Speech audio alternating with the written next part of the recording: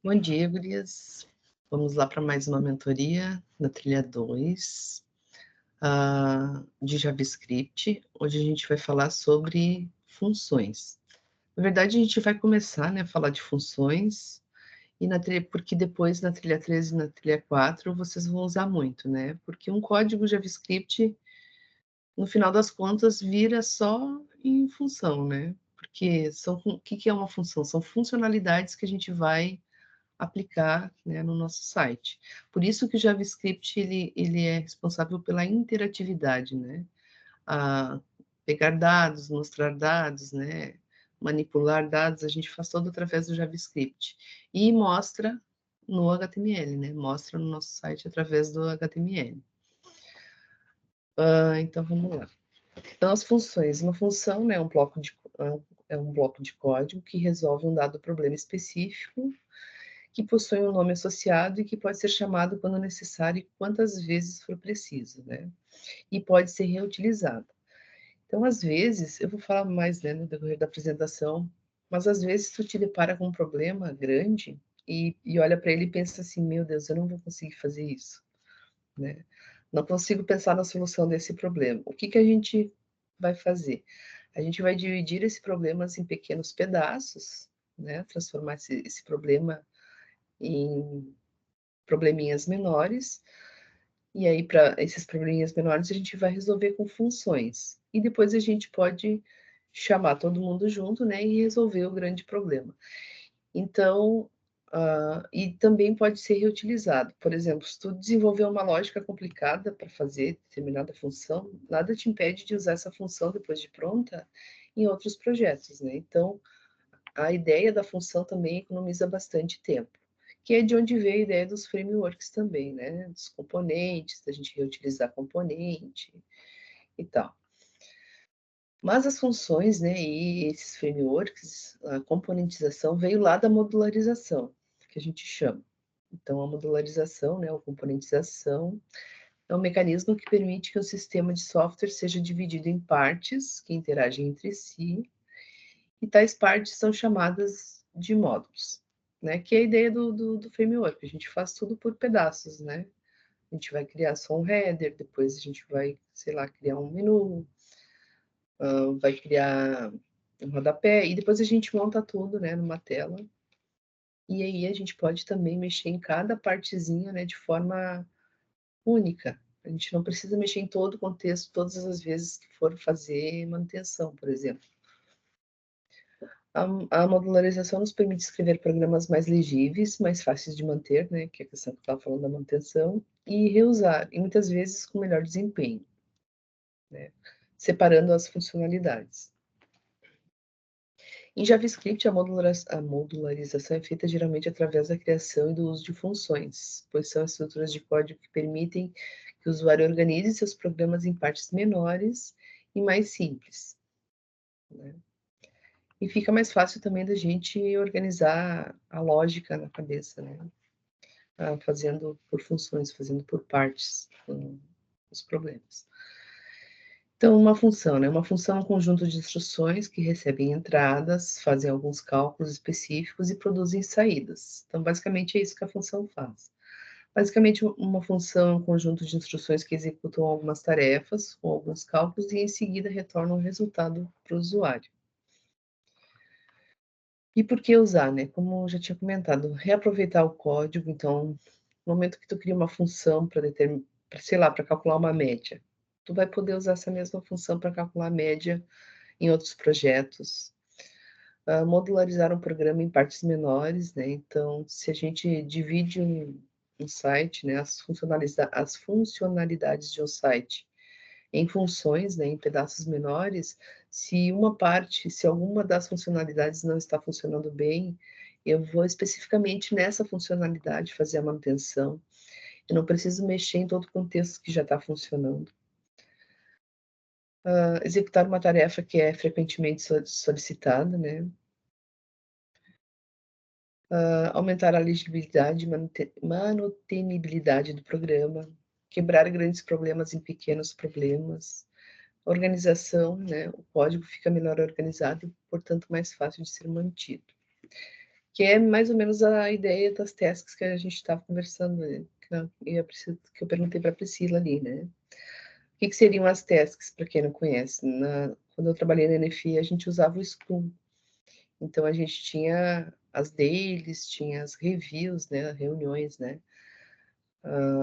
de organização das tarefas. Então tinha um dia da semana que cada um pegava uma task, que era uma tarefa, né. Depois, durante a semana, a gente se reunia para discutir o andamento dessas tarefas e essa tarefa tinha uma data para ser entregue. Depois que todo mundo fazia as suas tarefas, essas tarefas eram subidas pelo Git, né, a gente usava o Git, cada um com sua branch, né, juntava as branches, fazia o merge, fazia a união, para ver se tudo funcionava. A gente pode pensar nessas tasks como funcionalidades, né, cada um fazia uma pequena funcionalidade de um grande programa. E normalmente essas funcionalidades são funções, né, a gente criava funções. Claro que daí depende do que a pessoa está fazendo, né. Tô só dando um exemplo geral, assim.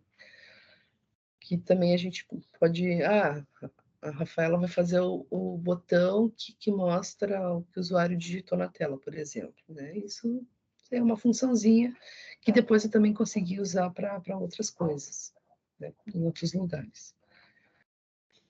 As declarações das funções. Então a gente tem algumas formas de declarar funções. Claro que depois, conforme tu começa a usar, né, começa a desenvolver funções, tu vai achar a forma que tu gosta mais.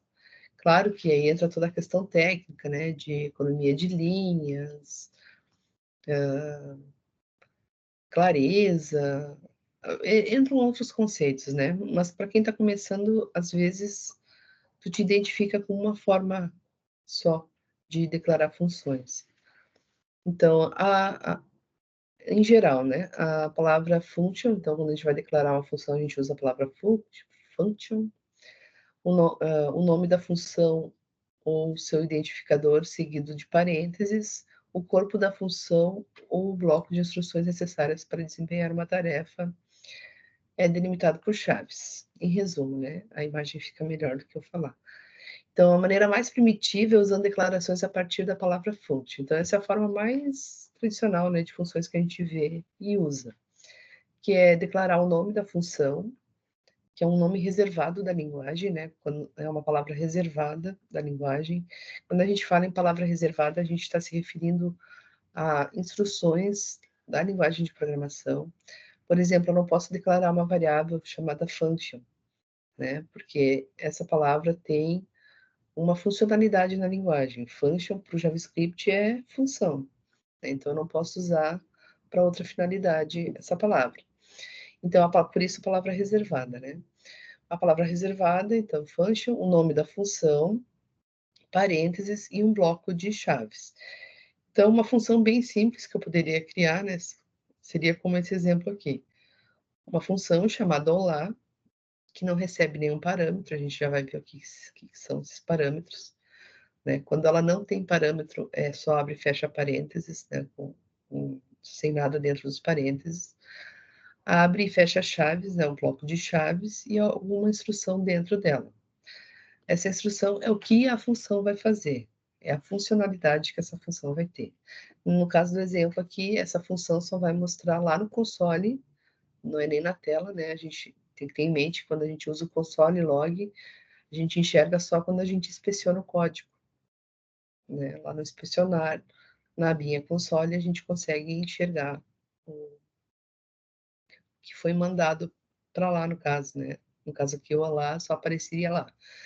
E também, para a gente usar essas funções, a gente tem que chamar essa função, né, para dizer que ela vai ser usada. Então, aqui tem um exemplo de como eu chamaria essa função, né, no momento que eu escrevo olá, abre e fecha parênteses, eu estou chamando a funcionalidade, né, desse trecho de código, estou chamando essa função. Também podemos definir parâmetros, né, que eu estava falando antes, opcionais separados por vírgula. Então, quando eu preciso passar um valor para a função, quando ela não tem parâmetro, eu não estou passando nada para a função. Ela só vai executar o que ela tem dentro dela.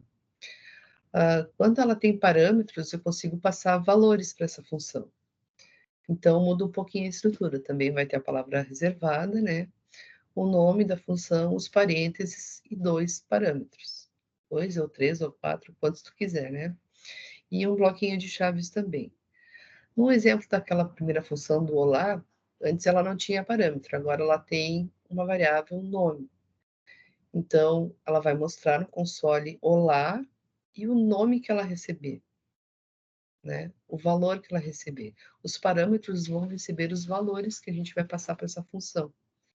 Então, por exemplo, quando eu chamar a função, eu vou passar um valor para ela, e aí ela vai executar com aquele valor que foi passado para ela. Né? No caso aqui, olá, Mateus, mostraria no console olá, Mateus. A gente também tem a função de expressão. Então, as expressões expression e declaration são muito parecidas, né? As funções de expressão. São formas, né, de declarar a função. A diferença é que uma função de expressão pode ser usada como qualquer expressão em JavaScript. Por exemplo, nesse tipo de função, na função de expressão, eu vou declarar do mesmo jeito a function, só que ela vai ser atribuída a uma variável, né? Eu vou declarar com uma variável do tipo const. Para declaração de função, a gente não usa a palavra reservada var, normalmente a gente usa um const. Lembra o conceito de constante e variável? Constante é que vai ter um valor constante, né? Variável é que pode receber valores durante a execução do programa, né? Os valores podem mudar. A função, normalmente, ela vai ser uma constante porque ela vai ter aquela funcionalidade, né? A função vai ter uma funcionalidade específica, mesmo que ela receba parâmetros diferentes. Ela vai sempre ter aquela funcionalidade. Seria nesse sentido o const. O const, o nome da variável, daí de novo, né, a palavra reservada, parâmetros e blocos de chave. Uma das sutis diferenças é que ela está sendo atribuída para uma variável, onde não definimos o nome da função, e sim o nome da variável que irá direcionar a mesma. Desculpa. Então, no exemplo anterior, a função se chamava olá, né? E aí, para executar a função, eu chamava ela pelo nome.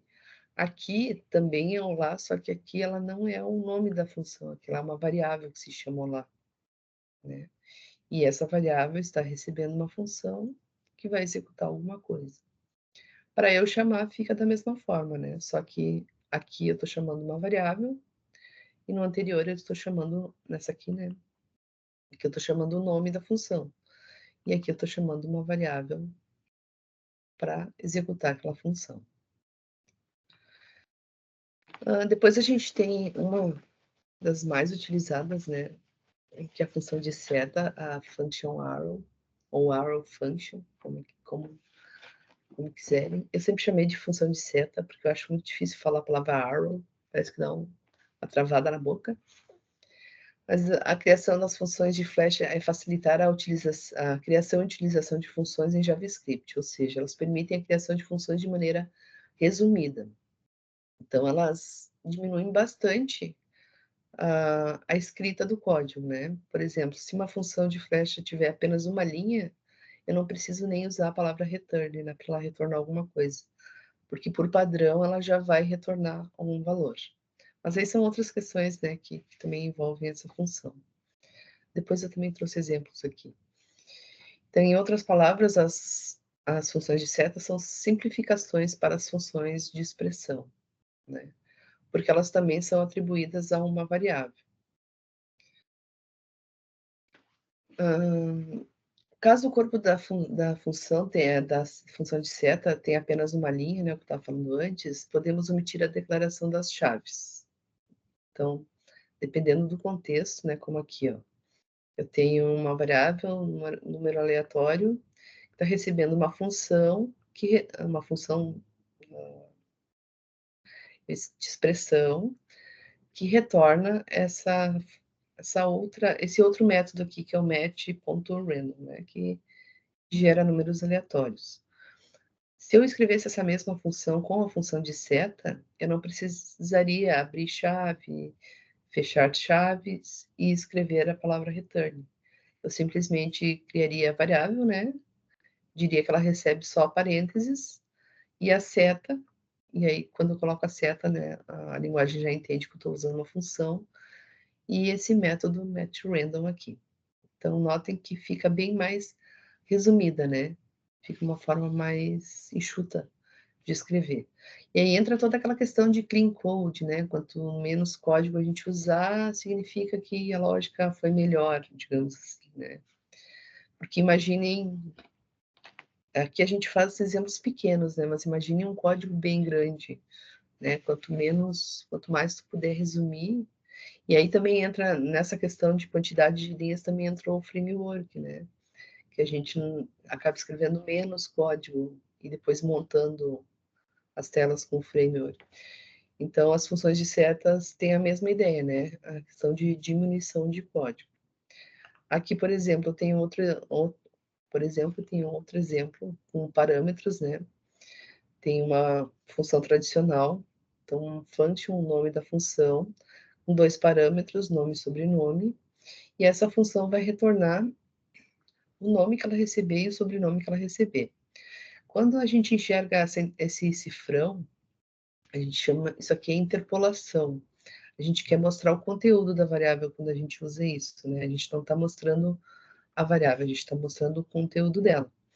Só que sempre que for usar a interpolação, é com crase, não é apóstrofo simples, né? Isso às vezes confunde, né? E não funciona. Se tu botar a aspa simples, aquela não funciona. Tem que ser a crase. Aí esse cifrão muda até de cor, se vocês observarem. Então, essa função aqui com interpolação, se eu fosse transformá-la para uma função de seta, eu colocaria os parâmetros, né? Lá na primeira estava vazio os parênteses, colocaria os parâmetros dentro dos parênteses, a seta e a interpolação. Não precisaria nem das chaves, nem do return. Elas funcionariam do mesmo jeito. Então, comparando a arrow function com as outras funções, podemos perceber vários benefícios. Ela pode ser escrita em apenas uma linha de código, sem a palavra reservada function, sem a palavra return, né? Return é um método que retorna, né? O que a função gera, o resultado da função. E sem uso de chaves quando tiver apenas uma linha de código. Claro que quando eu tiver mais linhas de código, a gente precisa das chaves. As chaves, elas indicam para as linguagens, né, que eu estou criando um bloco, que todas aquelas linhas de código se referem a uma mesma função, por exemplo, né? Eu também uso o bloco no comando if e no else, também uso nos laços de repetição, né? Então, para dizer que aqueles comandos que vêm a seguir fazem parte daquele laço, daquele condicional ou de uma determinada função. Então, por isso que eu uso a abre-chave e fecha-chave, né? Para dizer que todo mundo se refere ao mesmo lugar. E até também, se tu não colocar, né, a linguagem não vai deixar tu passar. Às vezes acontece de deixar passar, né, sem dar erro, só que a lógica não vai ser boa. Em algum momento vai dar um erro inesperado, né, alguma coisa que tu não gostaria que acontecesse, por falta disso, né? Nessa questão, o Java, que a gente vê o JavaScript, né? O JavaScript é diferente do Java. Nesse sentido, o Java ele é bem chato. O Java reclama até da lógica, né? Se a lógica não for muito boa, o NetBeans, que é o compilador, ele coloca uma lampadinha amarela, que a lampadinha vermelha, se não me engano, é erro, né? Daí tu tem que arrumar, não tem jeito. Mas ele deixa como se fossem alertas, né? Sugerindo alguma coisa, porque o compilador identificou que aquela lógica ali não está 100% boa, né? Por isso que todo mundo diz que o Java é chato, mas não é que ele é chato, ele é fortemente tipado, né? Ele te exige programar o mais corretamente possível. Sim, o Java, todas as linguagens reclamam, né? Porque elas precisam que a gente siga o padrão, né, da sintaxe. Mas o Java, ele é mais difícil. Não é que é mais difícil, ele é mais chatinho, assim, de trabalhar. O Java, ele humilha a gente. Ele humilha a gente até o último, para depois falar, era só isso aqui. Ele reclama bastante se a gente não escrever corretamente. Esqueci que tinha botado efeitos ali, que no final aparecia uma imagem de arrow set, de função de seta. Depois a gente tem a função construtora. Então, as funções construtoras são declaradas e definidas como qualquer outra expressão ou declaração, ou expression e declaration em inglês, se vocês acharem mais bonito falar inglês. O jeito de se usar é o mesmo. A diferença está mais no caso de uso e o que ela retorna. Uma pequena observação é que normalmente o nome de funções construtoras começa com a primeira letra maiúscula. E as funções construtoras precisam ser invocadas com a palavra reservada new. Essas funções construtoras, elas são usadas na orientação objeto. Aí falando do Java de novo, né? O Java ele é orientado a objeto. No JavaScript a gente consegue programar de forma estruturada e também de forma orientada, né? A gente pode usar as duas formas no JavaScript, ele aceita. O que é uma forma estruturada? É a execução de uma linha após a outra, né? Vem executando de cima para baixo, executa, executa. Quando a gente programa com orientação a objetos, a gente vai criar classes, né? E em cima dessas classes a gente vai criar objetos para trabalhar. E aí tem vários outros conceitos de orientação, né? Para proteção de dados. Faz tempo que eu não trabalho com orientação a objetos, mas esqueci as palavras. A gente trabalha com abstração, com polimorfismo, lembrei agora, né? Então a gente trabalha com outros conceitos diferentes na orientação a objetos, que servem para mais proteção, né? Para o código ficar mais enxuto, para proteger dados, né? Quando a gente trabalha com orientação, a gente também pode definir variáveis como privadas, outras como públicas. Então, tem toda uma questão, né, que envolve a orientação. A orientação a objetos é um paradigma, né, de programação. Então, vale aí um estudo para quem tiver a fim de conhecer a orientação, porque em algum momento a gente acaba usando. Então, na orientação a objetos, a gente cria uma classe, normalmente a gente cria classes, e essas classes são moldes, né? Tu cria uma estrutura, por exemplo, vou criar uma classe caneta. Então, toda caneta tem uma cor, toda caneta tem tampa, toda caneta tem uma ponta. Seriam as características, né? As características gerais de uma caneta. E também essas classes têm métodos. Os métodos seriam o que a caneta faz, algumas funcionalidades, né? Os métodos seriam funcionalidades daquele objeto. Por isso que a gente diz que quando a gente instancia uma classe, a gente cria um objeto. Não sei se alguém já viu orientação aqui, mas é mais ou menos assim por cima, né? Então, quando a gente cria uma função construtora, para usar essa função, a gente precisa instanciar a classe, fazer uma instância, fazer uma cópia. E como é que a gente faz essa cópia? Usando essa palavrinha reservada new aqui. Então, quando a gente está programando lá só em orientação a objetos, a gente vai criar classes, né, com as estruturas prontas e depois cria uma cópia em cima daquela classe para daí preencher com algum dado. Né? Por exemplo, aqui eu tenho a função pessoa que recebe um nome e vai mostrar esse nome. Só isso que essa função faz. Só que quando eu for usar essa função, eu não vou mexer nessa estrutura, né? Eu não vou alterar essa estrutura. Eu vou instanciar essa função, vou criar uma cópia dela com essa palavra reservada new, né? Que é o objeto que a gente diz. Vai criar um objeto, cria uma instância, né, dessa função, e aí a gente consegue passar valores, e aí ela é chamada, executada e nos dá um retorno. Assim, falei bem grosseiramente, né, do que seria orientação, mas seria mais ou menos por esse caminho. Eu não sei se alguém já estudou orientação a objetos. Então, por isso essa palavra reservada new, né? Quando a gente usa o new, a gente está instanciando uma classe, a gente está criando um objeto, a gente está fazendo uma cópia de algum molde, que seria a classe, para usar. Tá? Passei. A chamada de funções. Então, para que o código dentro de uma função seja executado, é necessário realizar o processo de chamar a função, né? Como eu comentei antes. Então, a gente sempre vai criar a função e vai chamar essa função para ela ser usada. Uma característica interessante do JavaScript é a possibilidade de realizar chamadas de função antes da efetiva declaração dessa mesma função. Então, sei lá, tu está criando a estrutura do teu site, lá do teu projeto, né? E tu já pode ir declarando funções que tu vai desenvolver depois, né? Que tu sabe que tu vai usar ali. Então, tu já pode fazer todas as declarações e depois chamar essas funções, né? O JavaScript não te obriga a criar a função e chamá-la depois. Tu pode chamar e depois, em outro momento, criar a função. Claro que se tu chamar uma função que não existe ainda, ela não vai fazer nada, né? Porque ela não foi feita ainda. Mas ele deixa a gente fazer isso.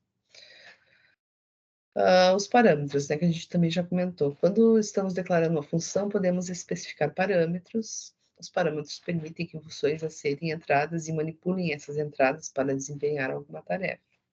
Usamos parênteses para definir qual informação deve ser passada para a função quando ela é chamada, né? No caso dessa função aqui, ela vai receber um comprimento e uma altura, e aí vai, dentro dela, né, a funcionalidade dela vai ser calcular a área fazendo comprimento vezes altura. Os valores que são passados para uma função quando ela é chamada são chamados de argumentos. Os argumentos podem ser passados como valores ou como variáveis. Então, esses argumentos, né, que a gente vai passar para as funções, para os parâmetros, a gente passa argumento para o parâmetro. Podem ser passados de forma direta, né, como aqui, 10 e 6, ou através de variáveis. Eu posso também criar variáveis, né, que recebam valores, e aí passar essas variáveis como valor, como argumento, né, para a função. Funciona dos dois jeitos, né? O problema de a gente taxar valores assim, como dessa forma aqui, 10 e 6, é que ela só vai funcionar, aí tu vai meio que matar teu algoritmo, né? A pessoa toda a vida vai ter que vai ter que ir lá e modificar esses valores na função. Se usar variáveis, o usuário pode colocar qualquer valor na variável, né? E aí, essa função vai funcionar para qualquer valor que o usuário passar através das variáveis. O que mais aqui? A gente conversou bastante, né? Agora 10 para as 9, daí. Quem precisa sair não vai conseguir ver todo. Então, parâmetros padrão ou pré-definidos, né? Permitem que parâmetros regulares sejam inicializados com valores iniciais e caso undefined ou nenhum caso, né, não tenha sido passado nenhum valor para ela. Então, por exemplo, para eu não deixar uma função vazia, se o usuário não passou nenhum parâmetro para ela, eu posso usar valores regulares que a gente chama, né? Então, por exemplo, aqui na função olá, o nome já pode receber uma palavra default, né? Se a pessoa não passar nenhum valor para ela. Então, se a pessoa passar valor, por exemplo, aqui Maria, ele vai retornar, né, olá Maria. Caso a função seja chamada sem nenhum valor passado para ela, ela vai mostrar o meu default lá, né? Que seria olá estranho. Aqui a gente está dando uma pincelada, né, só de algumas formas que a gente pode usar as funções. A declaração do return. O return finaliza a execução de uma função e especifica os valores que devem ser retornados para onde a função foi chamada. Então, a função sempre vai retornar, né, algum valor. Por exemplo, aqui no cálculo da área, ela vai receber um comprimento à altura, vai fazer o cálculo e vai retornar essa área, né, que é a variável que recebeu o cálculo. Então, quando ela for chamada, né, quando a função for chamada e valores forem passados para ela, ela vai retornar, né, ela vai mostrar o que ela calculou, né, a lógica que ela executou. Então, a gente sempre usa o return nas funções. A gente também tem funções auxiliares, que são funções que são chamadas dentro de outras funções. Então, por isso que a gente pode dividir um problema em vários probleminhas menores, né? porque a gente pode chamar uma função dentro da outra. Uma função pode usar o resultado que outra função gerar. Então, são funções que são chamadas dentro de outras funções. Podemos usar o valor de retorno, né, de uma função dentro de outra função. Isso aí pode desencadear muitas, né? Uma função chamando a outra, que chama a outra, que chama a outra, a gente só não pode perder a sequência. Funções auxiliares podem ajudar a quebrar tarefas grandes e complexas em tarefas menores, né? Que é o que a gente falou lá no início. Então, por exemplo, a fórmula para conversão, né, de graus Celsius para Fahrenheit. A fórmula é Fahrenheit, que recebe 9 dividido por 5 vezes o Celsius mais 32. Então, eu posso dividir, né, essa fórmula aqui em pedaços para calcular. Então, por exemplo, multiplica por 9 quintos aqui, nessa primeira parte aqui. Divido 9 por 5 e multiplico o valor, né, dos graus Celsius por esses 9 quintos vezes aqui. Eu vou fazer a divisão e multiplicar o valor que o usuário informar, né, que seriam os Celsius aqui, e converter. Então, ele vai retornar o valor desse cálculo, da multiplicação e da divisão. E aí aí eu crio outra função chamada converte para Fahrenheit, que vai retornar o valor que a primeira função calculou, mais o 32, né, que era o restinho da forma. Então, eu consigo, né, linkar uma função na outra, simplesmente chamando ela para ela executar na hora ali, né, para ela retornar na hora o valor e terminar os cálculos, né, fazer outros cálculos. E a expressão de função permite criar uma função anônima, também, né, que não tem nenhum nome de função, que é a principal diferença entre expressão de função e declaração de função. Para invocar uma expressão de função, basta escrever o nome da variável a qual a função foi armazenada, né? É como a gente viu antes lá, só que agora um exemplo aqui, né? Então, eu tenho...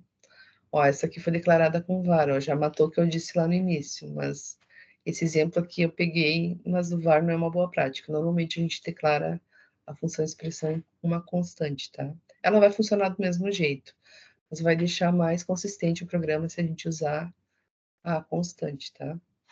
Então, aqui é uma função, né? É uma variável fim de semana que vai receber uma função que não tem nome, né? Que recebe um parâmetro chamado dia. E aí ela vai executar, né? Ela vai testar se o dia é igual a sábado ou domingo, né? Se ela for sábado ou domingo, ela retorna verdadeiro, senão ela vai retornar falso. E aí no console vai mostrar, né, qual é o dia que a pessoa digitou lá. Qual dia que a pessoa informou no parâmetro. E aí, alguns exemplos aqui para terminar, né? Os tipos de declarações. Então, eu posso declarar uma função com nome e retornar. Posso declarar essa mesma função como expressão, né? Que daí ela vai ser colocada numa variável do tipo constante, sem nome, vai fazer a mesma coisa, ou fazer essa mesma função como seta, né? Que a gente usa usando a setinha, aquele const, say, hello, o nome da função, né, que recebe a expressão de função. As chamadas essas três funções aqui fazem a mesma coisa, só que elas estão declaradas de formas diferentes.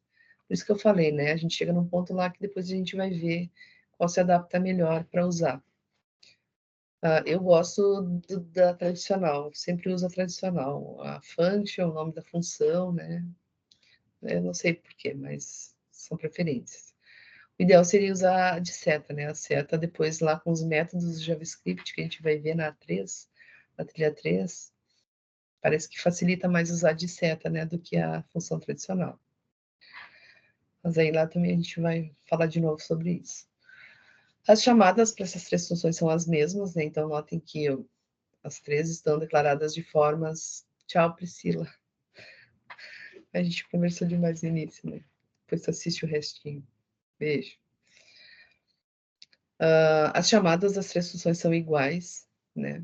O que vai mudar é só a forma de declarar. E as saídas também vai ser a mesma coisa, né? O que ela vai retornar também vai ser a mesma coisa. E aí, alguns links, né, para vocês darem uma olhada de pessoas falando sobre o W3C3 é a W3 School lá, né? Também eles têm exemplos de funções, né? Também a documentação, a cópia da documentação, né? Porque a documentação oficial é do Mozilla, né? De novo, a gente não pode esquecer que a documentação oficial do JavaScript é a Mozilla. E aí eu queria ainda, antes só tenho 3 minutos para mostrar um código para vocês, porque vocês vão ter uma tarefinha, tá? Nessa semana vocês vão ter uma tarefa pequenininha, mas para dar uma praticada, tá? Então vou parar de compartilhar aqui e vou compartilhar minha tela. Tela de janela. Aqui. Então vamos lá. Vocês estão vendo meu Visual Studio? Sim. Deixa eu botar aqui. O que eu tenho nesse programinha aqui? Esse programinha ele vai fazer o cálculo da média, que é o que vocês vão fazer, né? A tarefa que eu vou pedir para vocês é para calcular uma média. Só que essa minha média aqui, eu vou mostrar para vocês aqui. É uma tela bem simples, sem CSS nenhum, né? Só um JavaScript um HTML bem purão aqui, onde o usuário vai digitar valores, né? Pensem na média de um aluno lá na escola, né? Vai ter 3 notas, e aí eu preciso saber se a soma das 3 notas dividido por 3, se a média dá igual a 7, né? Para ver se o aluno dá aprovado ou reprovado. Aqui a média ficou 6,7. Então, em resumo, é isso aqui a tarefa de vocês. Só que eu quero que vocês usem a imaginação aí, né? Deixa eu ver aqui, eu tenho outra média aqui. Deixa eu ver se essa aqui é que eu queria mostrar. Eu tenho tantos códigos aqui. Ó, por exemplo, isso aqui já é um cálculo de uma média mais bonitinho, né? Já mais elaboradinho.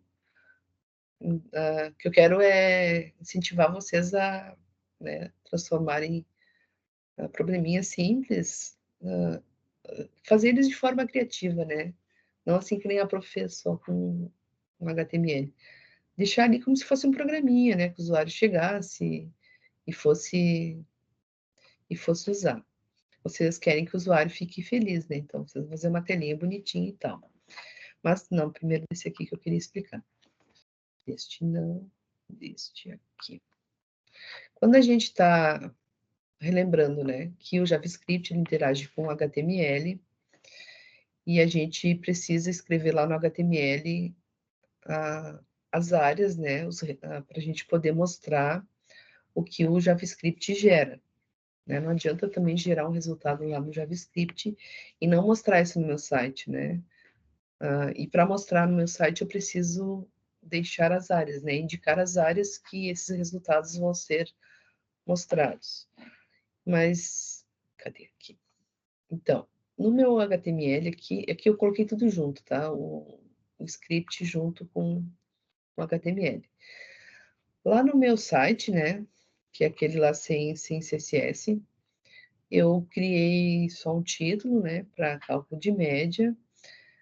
Coloquei alguns rótulos nos labels, né, para mostrar na tela aqui. Deixa eu botar lado a lado. Para mostrar que. Oxe, a pessoa tá com a língua travada hoje. Para mostrar que, né, essa palavra número aqui na tela, eu usei o label, né? Então, quando eu quero mostrar palavras, eu uso o label para aparecer na tela. E depois do label, o input. Aí, nesse input, eu tenho que dizer que tipo de dado ele vai receber e criar um ID, porque é através do ID que o JavaScript vai pegar o valor que vai ser colocado aqui, tá? Então, da mesma forma para os outros, no label número 2, no label número 3, e aí a gente viu o evento na semana passada, né? Aqui eu vou ter um botão com o evento onClick, que vai chamar a função que vai calcular a média, tá? Sem parâmetros, né? Porque ela só vai fazer o cálculo da média. Então, e com a palavra calcular, né? Para ter alguma coisa escrita dentro do meu botão, senão, se eu tirar aqui a palavra, o botãozinho ali vai até sumir, né? Vai ficar só uma coisinha de nada, então eu sempre tenho que escrever alguma coisa para o botão aparecer. E depois aqui eu tenho uma div que só tem um ID chamado resultado, que é exatamente nessa div aqui que eu vou mostrar o cálculo da minha função, né? Então, eu estou abrindo um espaço no meu HTML para mostrar o resultado dessa função, para mostrar o que essa função retornou. Aqui está mostrando de forma bem feia, né? Está bem coladinho ali, né? Porque não tem CSS para ajeitar. Mas notem que antes não tinha nada aqui, né? Quando eu carrego o site, ele tá... Não tem nada embaixo do botão calcular. E quando eu clico no calcular, o JavaScript executa e mostra que a média é, né? Noranam, porque não foi nenhum valor especificado, né? Então, ele não tem nenhum valor para calcular, então por isso que ele mostra aquela mensagem ali, tá? Ó, se eu fosse calcular a média de 222, é 2. Então, lá no meu script, eu vou ter a função, né? Essa aqui é a forma tradicional de declarar a função. A função com o nome dela e sem parâmetro. Eu só vou chamar para ela executar e me dar o resultado. Só que aí entra uma outra coisa. Quando eu estou pegando valores aqui do front, deixa eu só combinar aqui. Não ficou pior, né? Agora já foi. Queria mostrar tudo numa linha só. Quando eu estou pegando valores do front, esse valor vem como string. Só que quando eu quero fazer um cálculo, principalmente de uma média, esse cálculo vai ser com números, né? Esse cálculo tem que ser com números, tem que ser com valores numéricos. Eu não consigo fazer cálculo de média com string. Então, por isso que aqui eu estou usando esse método parseFloat, né? Para transformar o que foi pego no ID num. Então, se vocês olharem aqui, o ID do primeiro valor se chama ID num 1. Então, eu sempre, quando for pegar um valor, eu tenho que dizer que eu vou parsear esse valor, se eu quiser que ele seja numérico, né? Se for só string e manipular string, não tem problema. Estou usando lá, estou indo no document, né, que é o site, ponto, usando o método getElementById, que vai pegar o valor de tal ID, né, que no caso aqui eu tenho que colocar o nome do ID que ele vai pegar o valor, que é no ponto 1, ponto value. Quando eu coloco o ponto value, ele pega o valor e atribui a essa variável aqui. Eu usei o nome da variável com o mesmo nome do ID, mas podem ser coisas diferentes, tá? Podem ser nomes diferentes. Então, essa linha que está dizendo, vá lá no documento, pegue o valor que foi colocado no input, transforme para float, né? A gente tem os números inteiros, que são números sem vírgulas, que seria o parseInt, ou números com vírgulas, né? Com casas decimais, que é o parseFloat. Pegue o valor que foi digitado lá no input, transforme ele para um valor numérico do tipo float e coloque na variável no 1. Então, essa linha vai fazer isso, né? Vai pegar o valor, transformar e colocar na variável. E aí, depois que eu pegar os valores e converter, né? Colocar eles em variáveis, eu vou criar uma variável chamada média, vou fazer o cálculo normal da matemática, né? Número 1 mais número 2 mais número 3, dividir por 3. E aí, para eu exibir ele dessa forma, eu tenho que usar, de novo, um ID, né? Lembram que aqui eu só tenho uma div com ID. Não tenho nada escrito na div, né? Ela está vazia. O que essa linha me diz aqui, para exibir o código? Que eu vou lá no documento, pegando o ID resultado, né? Onde tem o ID resultado. Por isso que entra a questão também do ID ser único, né? Para cada tag. Eu não posso repetir os ID por causa dessas questões depois no JavaScript, para poder pegar valor e retornar valores, né? Para pegar valor do lugar certo e retornar para o lugar certo. Por isso eu não posso repetir os IDs. Então, pegue o ID resultado, né? E ponto inner HTML. Quando eu uso esse inner HTML, estou colocando alguma coisa lá naquele ID, né? Onde vai receber a string, né? O igual, né? Onde recebe a string, a média é, só para eu mostrar, né? Essa média é. E aí Isso aqui não é uma soma, é a contração, né? Não é contração a palavra, tem uma palavra mais bonita que eu esqueci agora. Mas para juntar, né, a string, a média é com o resultado da variável, do valor da variável média. Então, por isso que ele mostra o resultado da variável média. Esse ponto toFix de 2 aqui é outro método, né? O JavaScript tem muitos métodos que ajudam a gente a fazer várias coisas. Ele está fixando o valor, né, em 2 casas decimais. Então, por isso que 2.00. A variável média, né, estava com o valor 2, só que se tivesse casas decimais, se eu colocasse valores quebrados aqui, 2.5, né, e fosse calcular a média, ó, ele calcula a média e teria casas decimais. Então, por isso que eu estou usando esse toFix de 2 para mostrar, né, o restinho do valor aqui. Porque em relação a uma média, né, esses décimos aqui fazem diferença, né? Por exemplo, 6.9. Esse 9 aí faz muita diferença numa nota, por exemplo. Tá? Então, é dessa forma que eu manipulo, né, o meu HTML através do JavaScript, através de métodos e através dos seus IDs. Tá? Aqui eu tenho outro exemplo com vários tipos de funções também, já que o assunto são funções, né? Tem outros exemplos de funções aqui.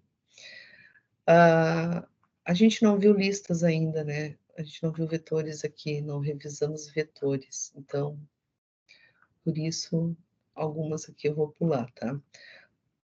Por exemplo, não é isso que eu quero mostrar. Ele tenta ajudar, aqui tá. Às vezes confunde. Mas, por exemplo, essa primeira função que ela vai imprimir uma lista, só que daí essa lista que ela vai usar passos de repetição, a gente não viu ainda, né? Então, a gente não reviu ainda, então vou pular essa aqui. Mas eu posso usar uma função, né, para imprimir uma lista na tela. Aqui eu tenho uma função que mostra o dobro. Então, por exemplo, lá embaixo eu tenho meu HTML, né, com com todos os meus IDs correspondentes. Então, aqui eu tenho que mostrar o título, né, mostrar o dobro, que vai ter um input, né, do tipo number, com ID input e valor, com placeholder, né, só para relembrar que é o texto que eu coloco dentro do input aqui, eu digite um valor, e um botão com evento, um clique chamando a função mostrar o dobro. E também um P aqui, então eu posso ter uma div, posso ter um P, posso ter um span, né, para mostrar o resultado, que é um ID também. Então, quando eu colocar aqui um valor, ele vai multiplicar por 2, né, vai chamar a função lá de cima que calcula o dobro. Então, essa função de mostrar o dobro vai receber lá do ID input valor, né? Vai pegar o valor lá do input valor e vai pegar esse valor e dividir e multiplicar por 2. Aqui eu não estou forçando a conversão dele para número, tá? Eu estou pegando exatamente o que o usuário digitou e mostrando o dobro. O dobro de 4 é 8. Eu vou parsear ele para inteiro, para float, quando eu preciso de números exatos, tá? Quando eu tenho que ter certeza que há um valor que eu vou manipular. No caso aqui de só mostrar o dobro, o JavaScript consegue fazer sem problemas. Então, eu digitei 4, né? Pegou o valor, dividiu por 2 e mostrou lá no resultado o dobro desse valor. Depois aqui eu tenho uma outra funçãozinha que só executa um alerta, né? Lá embaixo eu tenho aqui essa no HTML. Cuidado ao passar por cima do gato, o título, né? Notem que eu não passei o mouse por cima do gato ainda. Um ID, uma imagem com uma altura e uma largura e um evento para chamar a função abre-alerta. O que essa função faz, esse abre-alerta aqui? Só vai mostrar um alerta dizendo que eu passei por cima do gato. Então, quando eu passar o mouse, ele dispara a função, né? Chama a função e dispara o alerta, ops, passei por cima do gato. Então, eu não posso passar o mouse por cima da imagem, ó, aqui a imagem está com esse alerta. Que aí entra a questão dos eventos, né, que a gente viu na semana passada, até para a gente ver alguma coisa acontecendo. Aqui eu tenho outra função que conta, deixa eu ver, cadê? Passe o mouse várias vezes sobre o gato e depois clique nele. Então, aqui no meu HTML, eu tenho um evento, né, um on-click. Notem que o evento ele não precisa estar exatamente no botão, né, ele pode estar numa imagem, como é o caso aqui. Então, a imagem, né, vai ter esse evento, que vai chamar a função que vai ter alguma funcionalidade. E mais outros métodos aqui, count-over e count-out, com o evento do mouse, né, o evento do mouse vai chamar esse método count-over e esse count-out aqui, que conta quantas vezes o usuário passou o mouse por cima da imagem. Então, a lógica... Cadê? Vou mostrar o dobro. E cadê a função do count? Esse negócio de deixar JavaScript junto com o HTML fica ruim, né? Aqui. Então, eu estou zerando só o over e o out, e aí a função com a chamada countOver vai contar quantas vezes o mouse entrou na imagem e quantas vezes o mouse saiu. Então, notem que aqui eu tenho duas funções, né? Uma para contar quantas vezes entrou e quantas vezes saiu. E outra para mostrar o alerta e mostrar, né, quantas vezes o mouse entrou e saiu da imagem. Então, seria alguma coisa assim, sei lá, vocês têm alguma coisa no site que vocês querem ver, por exemplo, se chamou a atenção do usuário. Então, se ele ficar passando o mouse em cima, né, ó, depois clicar, ele vai dizer que eu entrei 8 vezes e saí 7 vezes da imagem. Ele conta quantas vezes, né, o mouse passou por cima da imagem aqui. E depois, por fim, eu tenho uma outra função, que eu também estou chamando lá no final para valores, né? Se os valores são iguais ou diferentes. Se forem iguais, ele vai mostrar que é verdadeiro, e se forem diferentes, ele vai mostrar que é falso. E no documento, eu vou mostrar de forma direta, né? Ó, por isso que mostra esse falso aqui, o resultado da função compara. Essa função compara que eu estou passando dois parâmetros. Então, aqui, eu estou passando 15 e o 5, ele diz que é falso, né? Porque eu coloquei aqui na minha função a lógica, dizendo que se eles forem iguais, eu vou mostrar verdadeiro, e se eles forem falsos, eu vou retornar false. Então, eu passei o parâmetro 15 e 5, ele retornou false porque são diferentes. Agora, se eu passar valores, né, para os meus parâmetros iguais, ó, ele já atualizou aqui, ó. Ele mostrou que é verdadeiro. Então, é dessa forma, né? São exemplos simples que a gente pode usar funções para fazer algumas coisas nos nossos sites. Certo? Desculpe apressado do final aqui, mas já são 9h15. Passei bastante do tempo. Gurias, alguma dúvida? Aí a tarefa vai ser criar uma funçãozinha, né? De calcular a média, para calcular a média. Certo? Os atrasados. Hã? E fazer os atrasados. Correr atrás que tá terminando. E aí, lá na entrega final do site, vocês podem fazer alguma coisa, né? Como essas que eu mostrei, para deixar um pouco interativo o site, né? Deixar o site com mais interação. Certo? Alguma pergunta? Alguém quer fazer alguma pergunta? Vânia, teu microfone estava tão bom teu áudio, não sei o que ele fez agora aqui. Oi? Teu áudio está dando um barulho estranho.